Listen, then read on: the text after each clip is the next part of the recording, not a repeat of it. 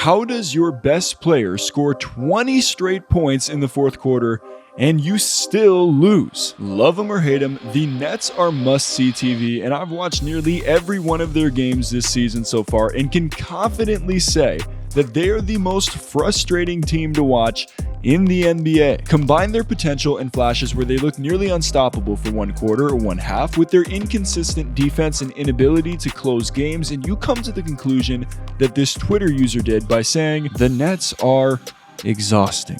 So in this video, we'll be looking at a prime example of why the Nets are so frustrating by breaking down one of their recent games at the Pacers and explore if there's any way that this team can break out of this up and down cycle. This is Topic Tackle.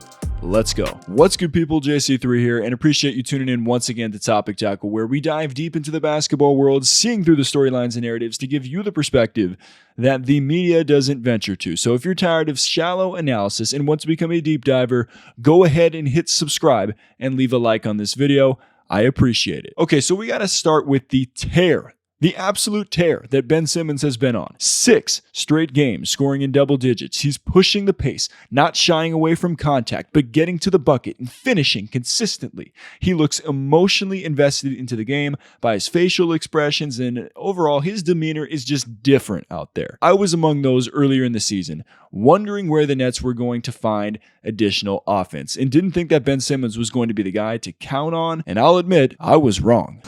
And that brings us to the Nets' recent game at the Pacers, where Brooklyn was clicking on all cylinders to start. They opened up a 35-23 lead by the end of the first quarter and were in control early. Although they lost the second and third quarters, it was only by a combined 6 points, and they still held a 94-88 lead heading into the fourth. Irving was playing well, hitting on tough turnaround jumpers and knocking down threes. He was basically doing everything that Kyrie does, along with Seth Curry, who was consistently knocking down jumpers throughout the first 3 quarters, and Ben Simmons was a perfect 8 for 8 from the field with 18 points heading into the fourth quarter. Surprisingly, the only Nets player who was struggling to that point was KD, who had just 16 points on a below average field goal percentage heading into the final frame. Then the fourth quarter chaos began. Pacers rookie Ben Mathurin knocked down a 3 at the 10:21 mark to tie the game at 96. This was followed by an unfortunate sequence for the Nets where Nick Claxton swatted away a Buddy Hield layup out of bounds.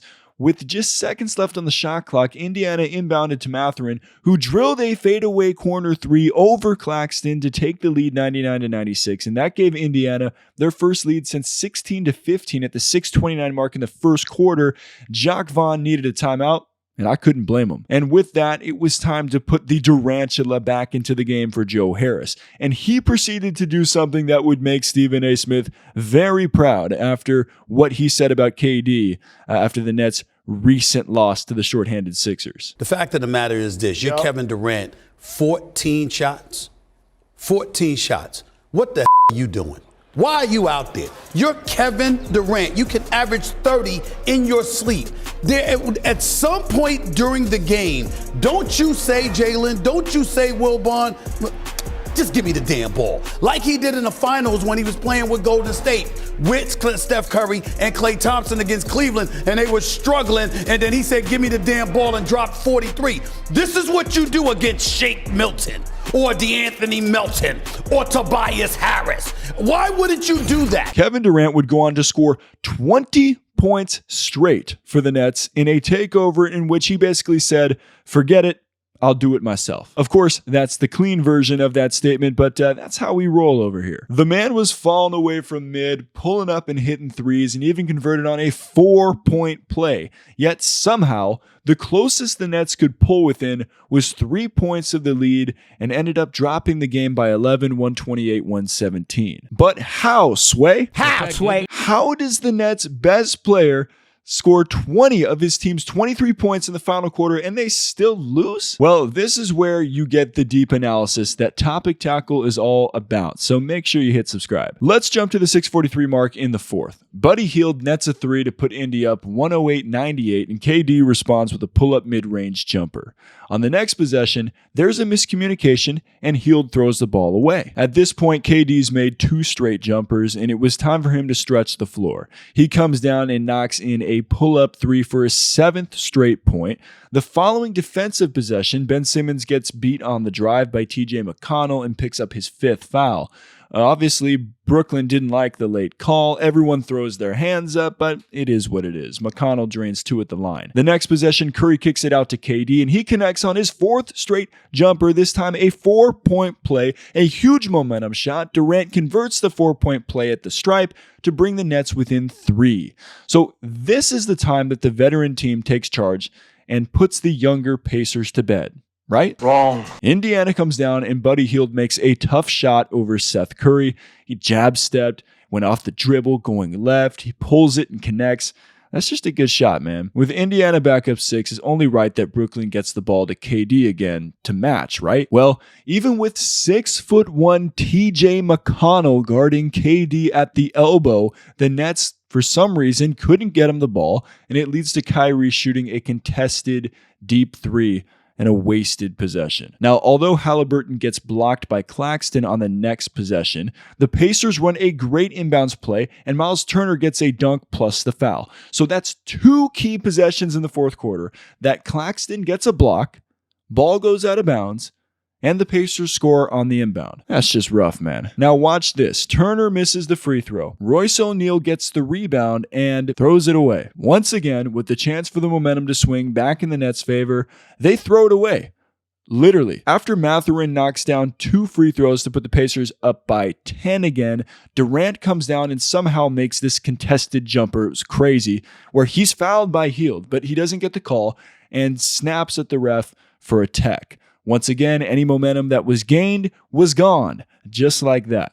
Durant connects on another tough pull-up on the next possession, and the Nets get the stop on yet another Claxton block, but yup, you guessed it, they throw away momentum again as Claxton, for some reason, shoves Halliburton and is called for a flagrant foul. I mean, y'all are seeing what I'm seeing, right? I'm not making this stuff up. It's on the tape right here. This leads to 4 straight Pacer points, finally a miss from KD, and another score by Indiana on the following possession with a TJ McConnell jumper. At this point, it's 124-111 Indiana with 2:44 to go, and despite an and one by Durant, followed by a driving finger roll for his 20th straight point, it was too late as the Nets still couldn't get stops, and Simmons picked up his 6th foul. This fourth quarter was representative of how the Nets have been all season. I mean, they can score better than anyone, but inevitably combine turnovers and fouls with the inability to stop anyone on the defensive end.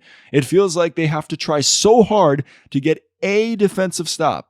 For real. Alex Strum of Nets Daily on Twitter said, KD is scoring almost every time down the floor, and the Nets are doing everything in their power to not let it matter. That's accurate. Sounds about right. The type of mistakes made by Brooklyn in the final stretch of the game were embarrassing for a team with a strong veteran presence as well. As deserving of the foul call that KD was, KD's technical foul for arguing the no call swung the momentum back to Indy at a crucial point. Claxton's shove of Halliburton was also a multi-point swing back to the Pacers, right in the middle of KD cooking. The young Pacers had more poise during the final stretch of the game than a team full of vets in the Nets, and that just shouldn't happen. Charles Barkley said this about the Nets after their loss to the shorthanded Sixers, and he's right. The Sixers just played hard.